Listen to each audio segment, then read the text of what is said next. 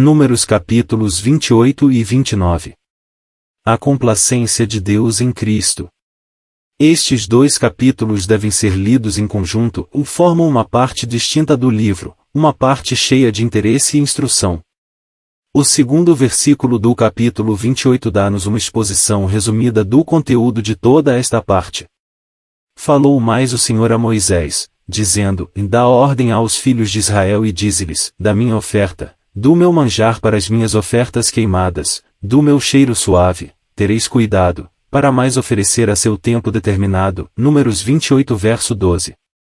Estas palavras dão ao amigo a chave para abrir toda esta parte do livro de Números. É tão claro e simples quanto possível. Minha oferta, meu manjar, minhas ofertas, e do meu cheiro suave. Tudo isto é fortemente acentuado. Podemos aprender aqui que o grande e principal pensamento é Cristo em relação a Deus. Não se trata tanto de Cristo suprindo as nossas necessidades, ainda que certamente Ele as supre da maneira mais bendita, mas de Cristo como alimentando e regozijando o coração de Deus. E o manjar de Deus, uma expressão verdadeiramente assombrosa, e da qual pouco se discorre ou se compreende. Somos todos tristemente propensos a olhar para Cristo como o autor da nossa salvação, aquele mediante quem somos perdoados e salvos do inferno, o meio pelo qual toda a bênção corre até nós. Ele é tudo isto, bendito seja o seu nome. É o autor da eterna salvação para todos os que lhe obedecem. Levou os nossos pecados em seu próprio corpo sobre o madeiro, morreu o justo pelos injustos, para nos levar a Deus. Salva-nos dos nossos pecados, do seu poder no tempo presente, e das suas consequências futuras. Tudo isto é verdadeiro, e, consequentemente, de uma extremidade à outra dos dois capítulos que temos perante nós, assim como em cada parágrafo, é introduzida a expiação do pecado.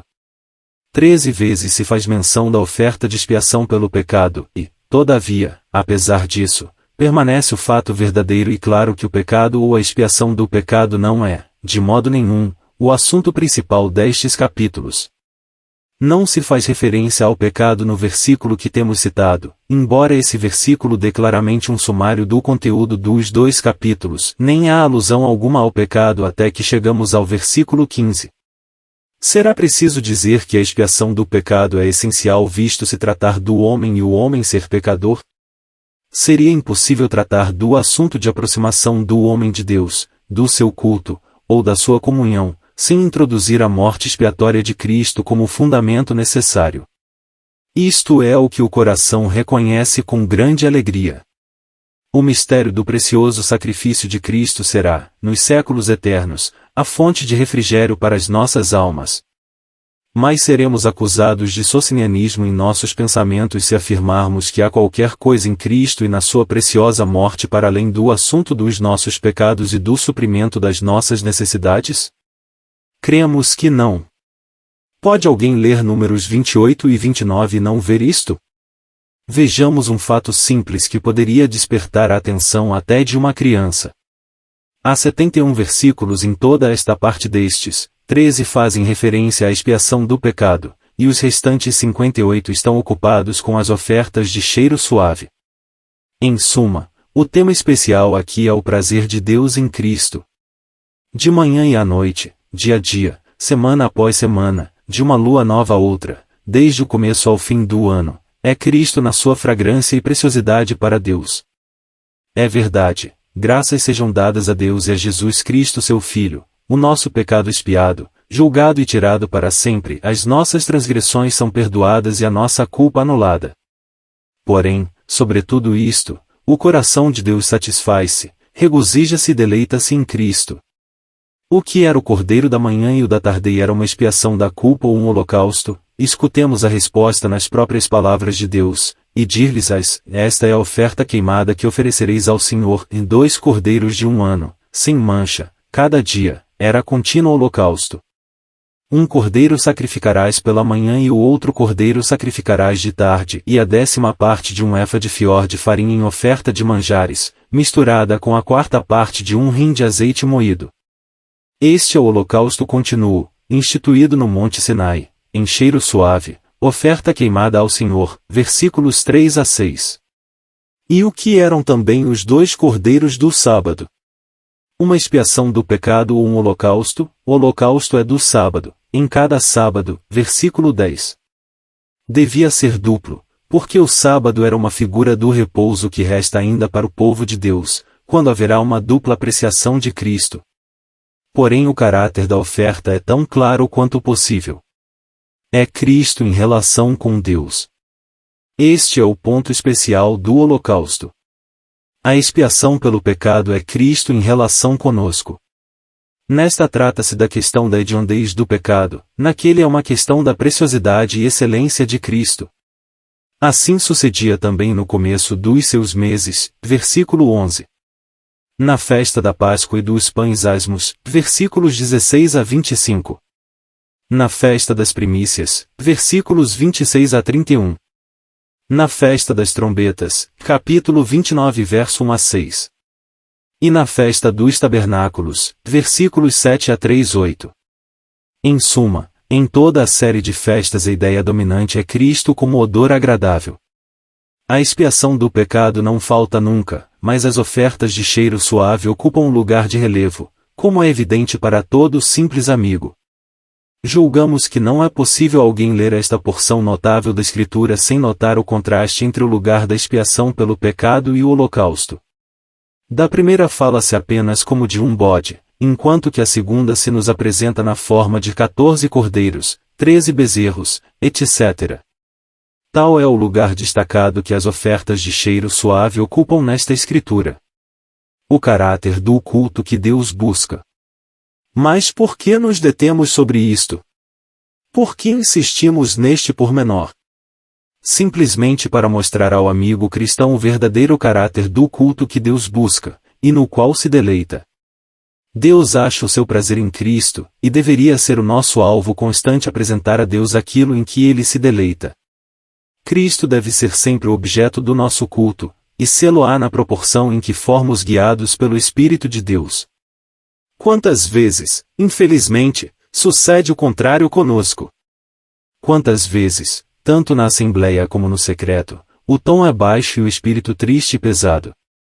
Estamos ocupados com o ego em vez de Cristo, e o Espírito Santo, em vez de poder fazer a sua obra, que consiste em tomar das coisas de Cristo e nolas mostrar, se vê obrigado a dirigir a nossa atenção para nós próprios, em alto juízo, porque os nossos caminhos não têm sido retos.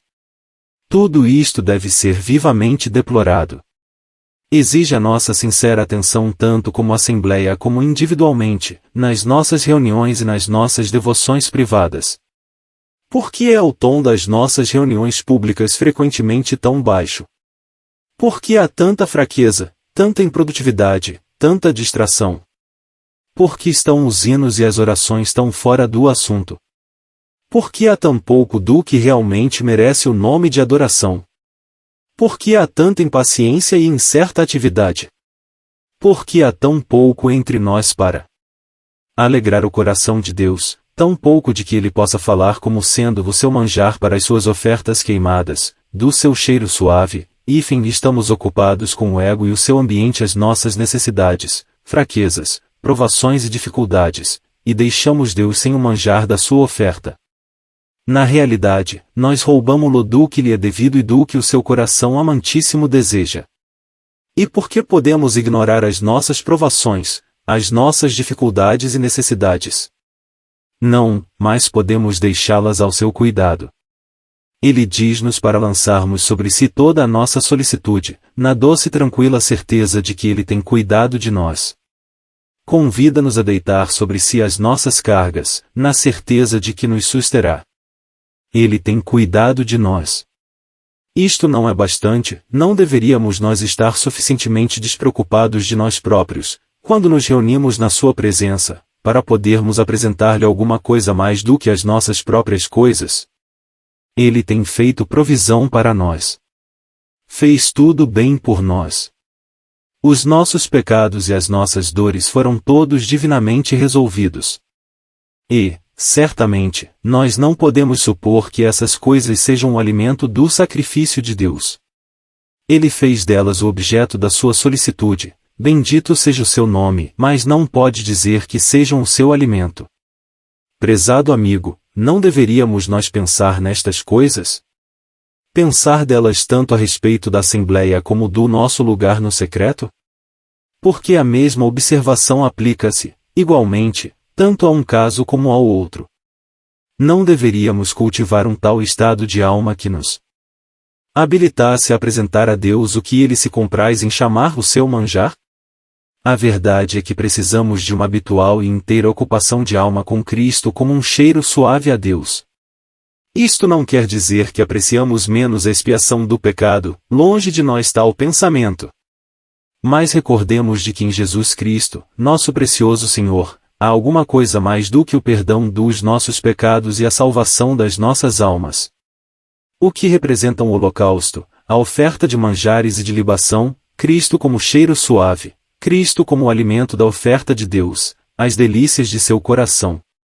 Será preciso dizer que é o mesmo Cristo, será preciso insistir no fato de que aquele que é um perfume agradável a Deus é o mesmo que foi feito maldição por nós? Certamente todo cristão reconhece isto. Mas não estamos nós sempre dispostos a limitar os nossos pensamentos sobre Cristo àquilo que Ele fez por nós, excluindo, virtualmente, o que Ele é para Deus, e é disto que nos temos de lamentar e também julgar, é isto que devemos procurar corrigir, e não podemos deixar de pensar que um estudo minucioso de Números 28 e 29 será um excelente corretivo. Queira Deus, por intermédio do seu Espírito, usá-lo para este fim. Havendo apresentado ao amigo nos nossos estudos sobre o livro de Levítico o que Deus nos deu como luz sobre os sacrifícios e as festas, não nos sentimos induzidos a considerá-los aqui. O amigo encontrará nos capítulos 1 a 8 e 33 o que poderá auxiliá-lo sobre os temas tratados nos 2 capítulos de que temos estado ocupados.